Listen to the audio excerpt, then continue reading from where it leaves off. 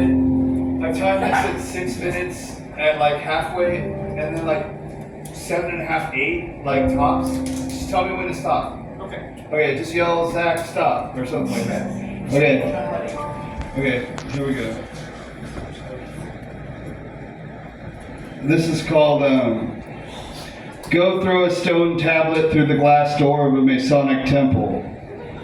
And it goes something like, and yea, did it come to pass in the realm of Gaia during the history of time and set to the perspective of the third dimension, during the appearance of the pink moon in the second year of millennium the second, following the extremely painful crucifixion to death, the harrowing of hell, and the astral projection of Josh of Nazareth, who is called the Christ, being in actuality the terribly unlucky 13th sacred avatar of Lord Vishnu, giver of life. Yea, it came to pass on this night that Jonah the mad poet and the messiahs of chaos found themselves with absolutely nothing to do, and it was good. And yea, by the way, you will find that in accordance to the law of fives, Lord Vishnu's terribly unlucky 13th sacred avatar, Josh of Nazareth, had been born as a man, a situation which had not occurred since the appearance of his 8th sacred avatars, Krishna, who is called the Lord of Lords. In between being the two men, there occurred in various realms the happenings of the appearance of his 9th sacred avatar, Edgar Pozzo, who was called the Ugly.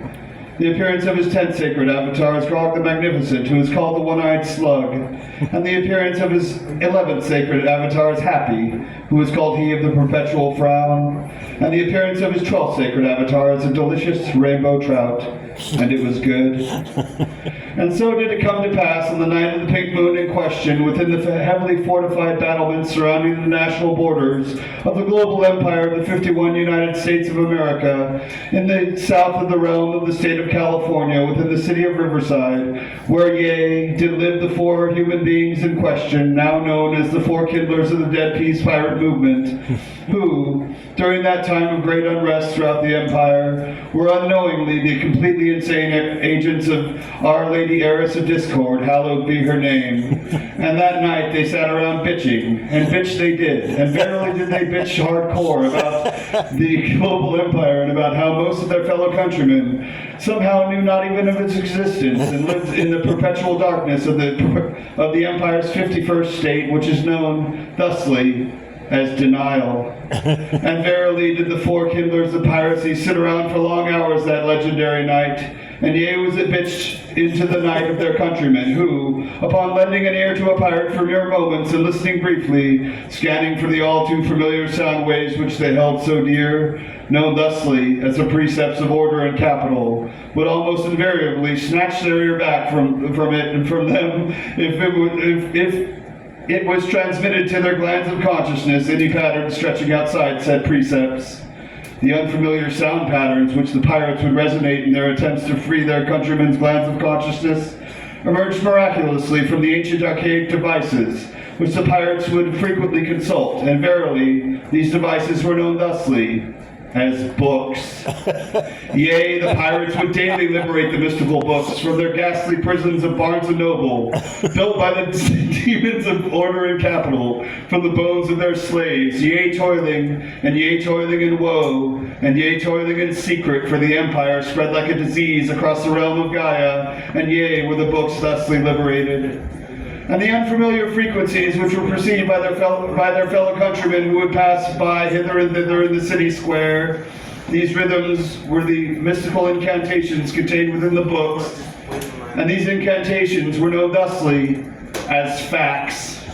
And although the ancient occult devices of the books and the ethereal magic of the facts dwelling therein were indeed powerful tools, and although they possessed the power to illuminate those who had the courage to wield them, and although they possessed the power to usher Our Lady Heiress into glands of consciousness, the established order had 2 secret weapons in their fight against the goddess of discord and her pirates. These weapons were known respectively as the television set and the deathly chemistry of Monsanto. The deathly chemistry would swirl daily and surround the glands of consciousness to blockade the magic of the facts from entering therein, while only allowing the hypnotic illusions of the television set to break through the fray and gain entrance. The television set's illusions were made up of a terrible black magic known as image, and it was good.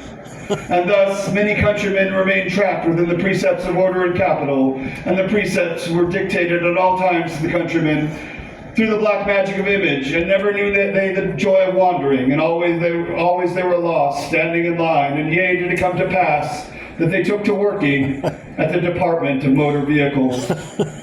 Each of the 4 messiahs did possess both their own given name and their own given Judeo-Christian designation, and the designations were drawn from the King James Bible, being the most popular religious scripture in the realm of Gaia at the time, and thus are their names and designations listed. Enrique, Messiah of War, he travels astride a white horse. Star, Messiah of Famine, she travels astride a red horse. Aaron, Messiah of Pestilence, he travels astride a black horse. And Jonah, Messiah of Death, he travels astride a pale horse.